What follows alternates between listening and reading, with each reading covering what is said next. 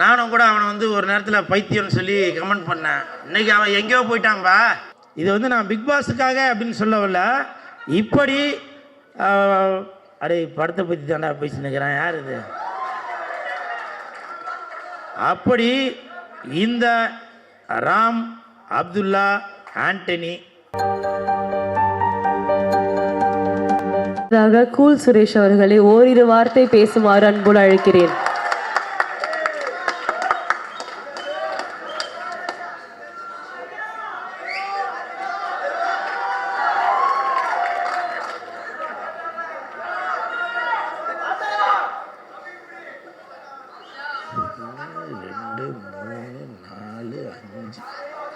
ஆறு டைரக்டர் இருக்கீங்க சார், எப்படி குரல் கொடுக்காங்க பார்த்தீங்களா? ரொம்ப நன்றிப்பா.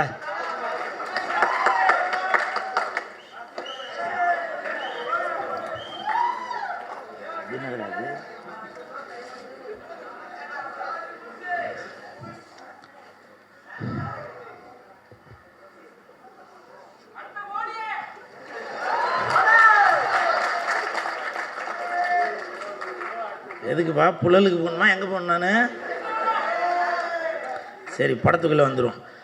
மேடையில் அமர்ந்திருக்கும் அனைவருக்கும் வணக்கம்.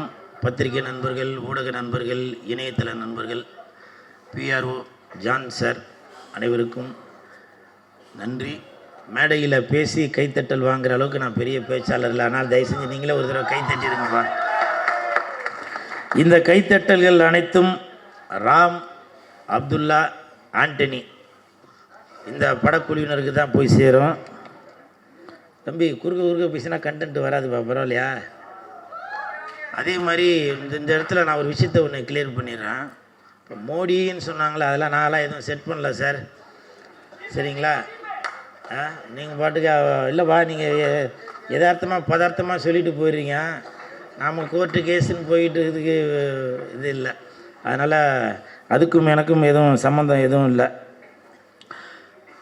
இப்போ வந்து பிக் பாஸ் சீசன் 9 அது ஆரம்பிச்சிருச்சு. என் சித்தி பையன் அவன்கிட்ட கேட்டேன், அவன் பேர் ராம். அவன்கிட்ட கேட்டேன், ராமு யாருக்குப்பா ஓட்டு போடலாம் அப்படின்னா அவன் ஒரு பேர் சொன்னான். அதுக்கப்புறம் என் பக்கத்து வீட்டு பையன் அந்த தம்பிகிட்ட கேட்டேன், அப்துல்லா யாருக்குப்பா ஓட்டு போடலாம் அப்படின்னு கேட்டேன். அவன் சொன்னான், அவன் ஒரு பேரை சொன்னான். அப்புறம் தயாரிப்பாளர் கிளெமன் அவருடைய மகன் ஆண்டனி கிட்ட கேட்டேன், ஆண்டனி தம்பி யாருக்கிட்டா ஓட்டு போடலாம் அப்படின்னு. அவங்க 3 பேரும் சொன்னது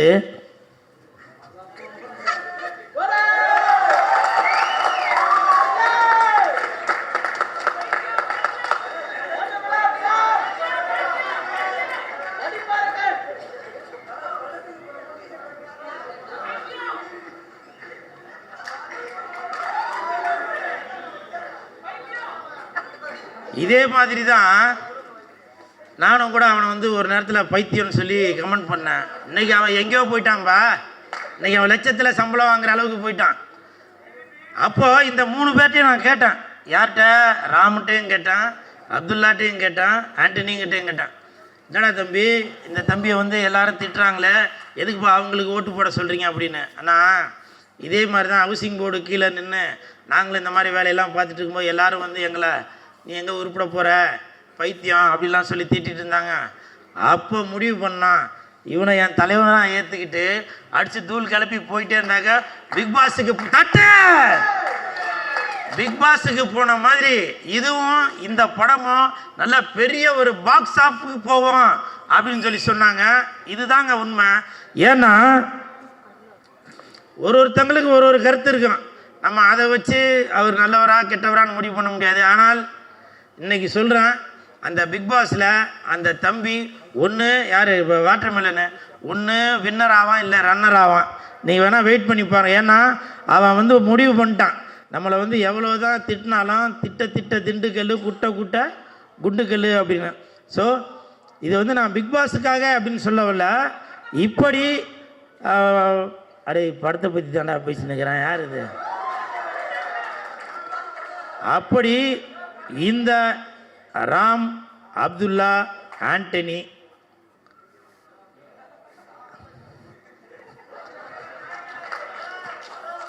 இவங்க எல்லாரும் எப்படி பிக் பாஸை பார்த்து நல்லா என்ஜாய் பண்ணுறீங்களோ அதே மாதிரி இந்த ராம் அப்துல்லா ஆண்டனி அந்த படத்தையும் பார்த்து கண்டிப்பாக சந்தோஷப்படுவீங்க. அதே மாதிரி நம்ம ஜாவா சுந்தரேசன் வாங்க, வணக்கம். நீங்கள் பேர் மாற்றினதுக்கப்புறம் இப்போ முன்ன இருந்ததை விட நல்லா பிரபலமாயிருக்கீங்க, உங்களுக்கு வாழ்த்துக்கள். ஏன்னா இந்த நேரத்தில் சிம்பு தேவன் சாருக்கு எனது நன்றியை தெரிவித்துக் கொள்கிறேன். ஏன்னா அவர் வந்து ஜாவா சுந்தரேசன் அப்படின்னு சொல்லி ஒரு பேரை கொடுத்து இன்னமும் புகழ் அடைய வச்சுருக்காரு. அதே மாதிரி சிம்புதேவன் சார், நீங்களும் எனக்கு வேறு ஒரு பேர் வச்சு மாற்றி கூப்பிடணும் சார். ஏன்னாக்கா கூல் சுரேஷ்ன்றதை நிறையா பேர் கமெண்ட்டில் வேறு மாற்றி கூப்பிடுறாங்க. அதனால் நீங்களே அந்த கூக்கு பதிலாக வேறு வார்த்தையாக போட்டுறாங்களா, தமிழில் இல்லை அகராதியில் இல்லை வார்த்தையெல்லாம் போட்டுறாங்க. அதனால் சிம்புதேவன் சார், எனக்கு நீங்கள் ஒரு நல்ல ஒரு பேராக வைக்கணும், சரிங்களா?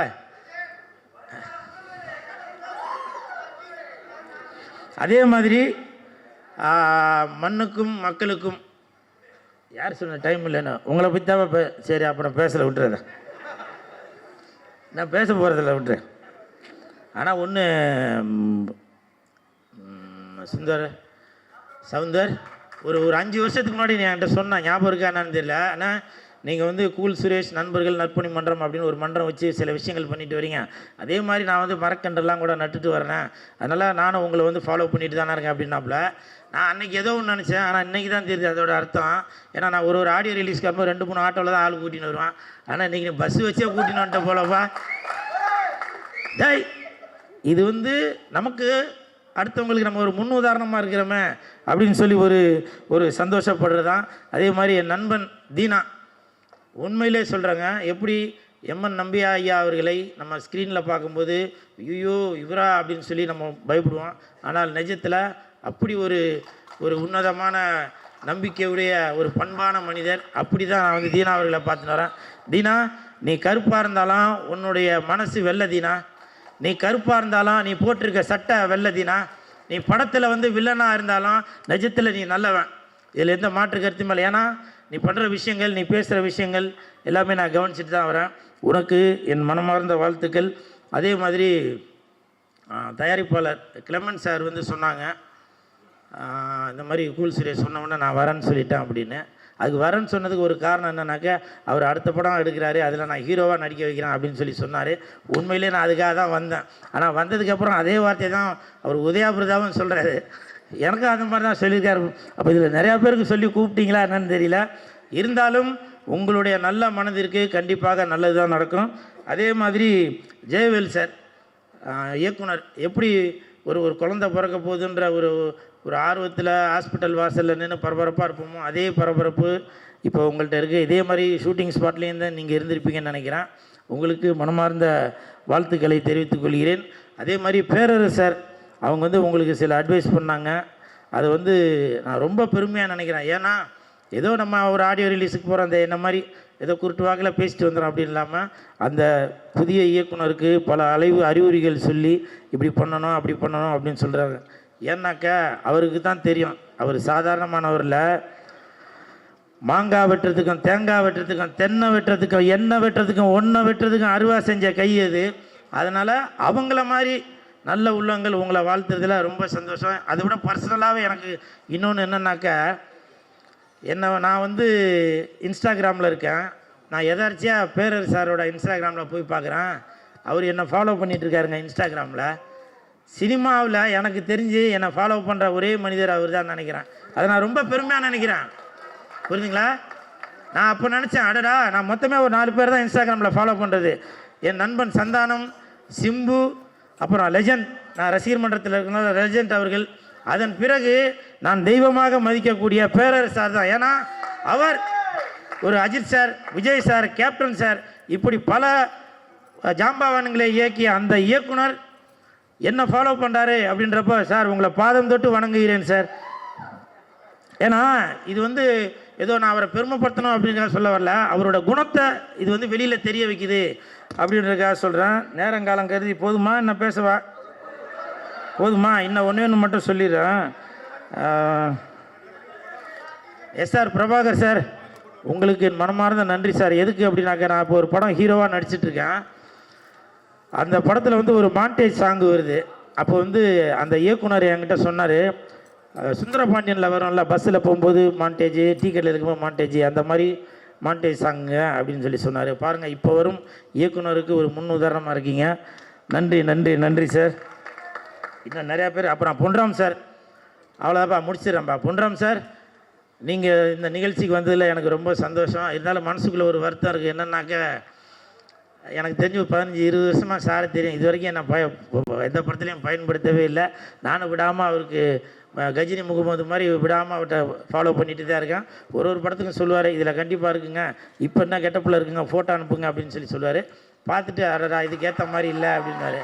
பாருங்கள், இதுக்கு எவ்வளோ கைத்தட்டல். இதுக்கு இந்த கைத்தட்டலுக்காகவே, உங்களுக்காகவே, கேப்டனுக்காகவே உங்களோட அடுத்த படத்துக்கு நான் ப்ரொமோஷன் பண்ணி தூள் கிளப்புறேன் சார். சரிங்களா? அப்புறம் அவ்வளோதான், வேறு யாரும். மதி சார், கதையின் நாயகனாகவும் தயாரிப்பாளராக இருக்கும் மதி சார், நீங்கள் வாழ்த்த வந்ததில் ரொம்ப சந்தோஷம். ஓகே, அவ்வளோதான், எல்லாரையும் பேசியாச்சு. அப்புறம் கடைசியாக இன்னொரு விஷயம், எனது நண்பர்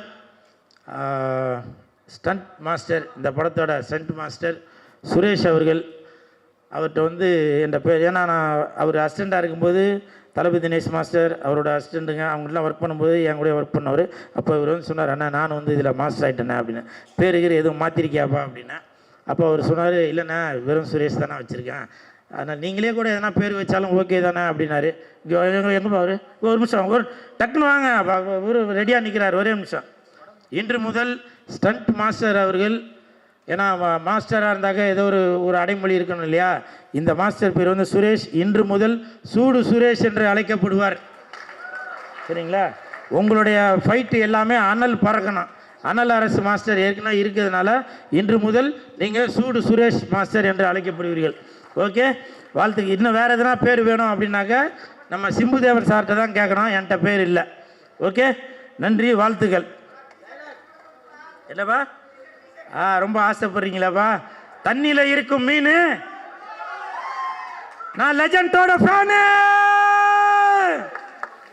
இதுதான் தம்பி. நன்றி நன்றிடா தம்பி. அவ்வளோதானா? ஓகே, முடிஞ்சுது.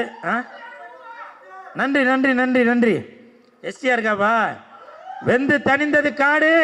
எஸ்டிஆருக்கு வணக்கத்தை போடு. ஓகே.